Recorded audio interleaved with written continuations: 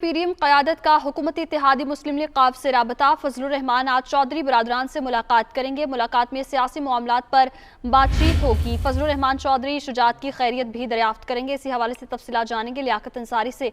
जी लियाकत, बताइएगा। आज बिल्कुल पीडीएम का जो सरबराही इजलास गुज़श्ता रोज हुआ था, उसमें यह तय किया गया था कि हुकूमत के खिलाफ जो है उसे टफ टाइम देने और अदम एतबार लाने के लिए इत्तेहादियों से राब्ते किए जाएंगे।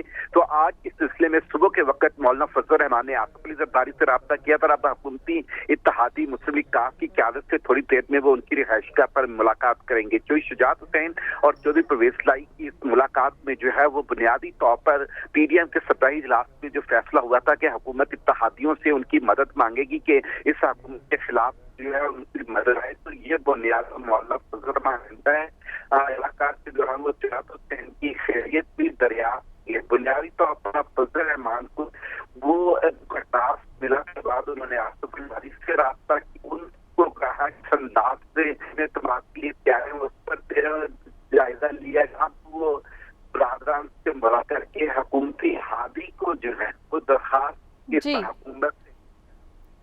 सही, बहुत शुक्रिया लियाकत अंसारी, आप हमें अपडेट कर रहे थे।